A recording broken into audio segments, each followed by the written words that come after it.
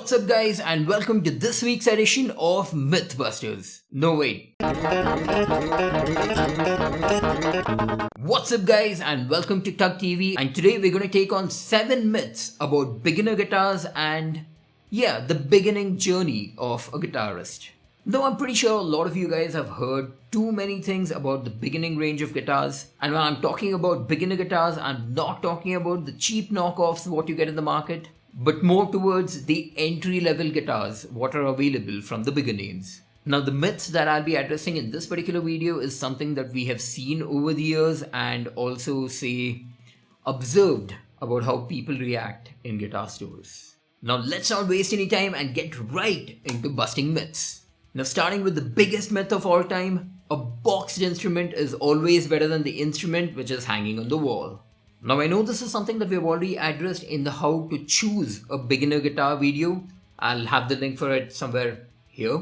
But then this is a huge mistake and I have seen way too many people committing this. So for a lot of people, they assume that if they get a boxed piece, it's always a good condition guitar. It might not actually be the same. I've seen people coming into guitar stores, playing a particular model for say like 15-20 minutes or even half an hour at times, and then deciding to go with the exact same guitar but a boxed version of it. Now the guitar in the box is not gonna be the same one what you played for all this time. Now the second myth that I've heard from a lot of guitarists, or especially the beginning guitarists, is that the pick guard is actually there in place to prevent scratches from your picks. Now yes, this might be a bit counterintuitive when you think about it, but then let's face the fact, your pick hitting the body of the guitar is gonna be very less. See, this is where your pick is gonna be, and when you play it, it is not gonna come near.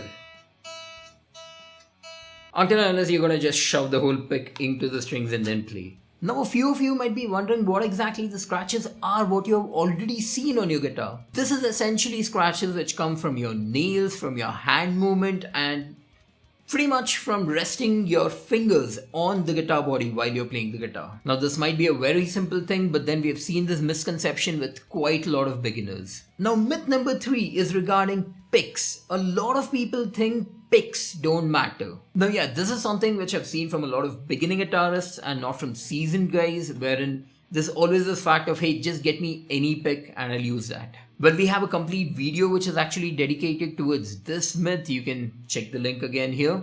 Just to keep things short, the material of the pick, the shape of the pick, and even how you use it actually defines the tone what you get from your guitar. Not saying that the beginner guitarists out there do not have an idea about the different type of picks. I just want you guys to know that there is more to a pick rather than just its gauge, or rather the thickness. Gauges for strings. Now talking about strings, we're gonna go on to the next biggest myth what I've heard. Thicker strings equals thicker tone. Well, it's logical, right? The strings are thicker, but in reality this is absolutely wrong. Now yes, I do agree that thicker strings do produce a different tone for your guitar, but then you cannot have like a 13 gauge string set on E standard on your acoustic guitar. You're just gonna break it. For a lot of you beginners out there, I just want you guys to know that the thicker strings are actually there to kind of optimize the string tension, what is needed for down tuning a guitar or actually drop tuning the guitar as well in certain conditions. And yes, the only homework which is required from you guys is to kind of figure out which string set would be optimal for your tuning and your tone and what do you guys play in your band. So please choose the strings according to its usage and not with the thought that you would get a thicker tone out of it. Now coming to the next myth, any of the guitars which is made in China must be really cheap and horrible to play. Now yes, there is a reason why this thought process actually started coming to a lot of people. It was due to the earlier times when the Chinese manufacturers did not know what they were doing, and it was just unskilled labor which was going into creating these guitars. But hey, the world has changed right now and a lot of guitar companies are making really fine instruments out of China as well. Rather than concentrating on the country of origin, it's always better to check their QC process, because this is where the meat of the guitar lies in. And also, hey, even if it is a very inexpensive guitar which is made in China, play it, you'll never know what surprises it holds for you. Now, one of my guitars, the ESP LTD Viper 10, is a made in China, basic model, but then it's made so well that if you honestly give it to the hands of somebody who is, say, an intermediate or a high level player, they would never guess that this is an entry level instrument. So yeah, just go out there, play the guitars what you like, and see if that suits you. That's all that's needed.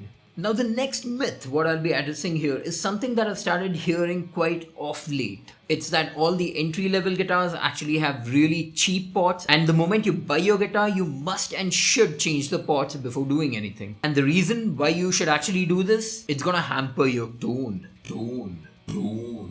Now hold on. The only reason why any of you should be changing your entry level guitar pots is that if it is scratchy or if it is burned out or it's just not working. Now, without getting too technical, a potentiometer just controls the amount of voltage which is passing through the circuit. And in this particular case, this will be the signal which is actually picked up from the guitar pickups. Now, most of you guys out there, including me, are somebody who always keeps the potentiometer at 10. In this case, it just modulates like an open circuit and really does not matter about what kind of a pot you've got. Now, even if you're going to use the most inexpensive pots or the most renowned expensive pots out there, the margin of difference in the sound is not gonna be too much. So yeah, as I said before, if you're a beginner guitarist, you don't need to change the pots immediately. If it gets damaged, if you're hearing some trouble in the sound which is actually coming out, or you're somebody who actually plays a lot with the volume and tone levels when you're playing,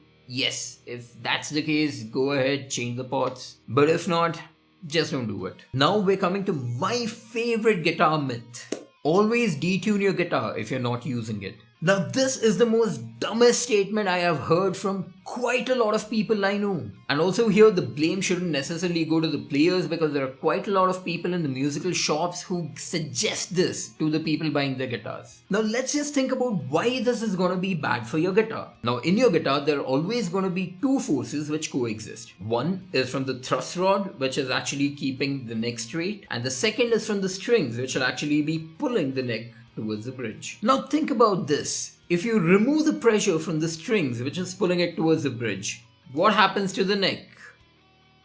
To keep it short, this kind of removes the counter pressure which would be acting on the thrust rod and kind of bend your neck backwards. So here the biggest issue will happen the next time that you pick up your guitar and try tuning it back. You cannot play it because it actually has so much of back bow that you'll not get the notes out properly. So yeah, if you detune your guitars, keep it in the corner for a while, then pick it up after a month to play it, guess what?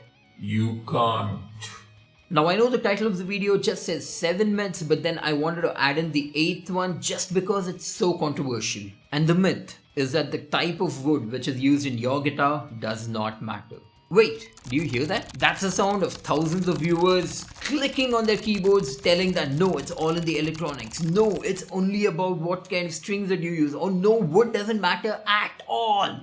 But are you guys serious? Until and unless you're playing with overcompressed pickups like the EMG 81, yeah, at that case the wood might not matter. Yes, we do have a video for it, and you can find it here. Now coming back to the thing, yes, every type of wood has got its own resonance. It is going to give you that change in tone. If that was not the case, guitar companies would have actually started making guitars with plywood now. But hey, this is something which I don't want to come to a conclusion to, because there is quite a lot of arguments on both sides. I want to know what you guys think. Are you on the tone wood side of things, or on the other side who feel that the pickups and the hardware matter more? Let us know in the comments down below. I'm sure this is going to be quite an interesting topic for all of you guys. And with that, we come to the end of this segment. Were the things that we addressed here actually useful for you guys? Are there any myths out there that we missed and we absolutely should cover? Let us know in the comments down below. If you're somebody who's new to the channel, we make quite a lot of videos regarding experiments, musical compositions, funny videos, and hey, everything in the musical world as well. So make sure you hit the subscribe button and the bell icon to be notified for all of our future videos. So from all of us here at TUGGtv, stay safe and stay metal.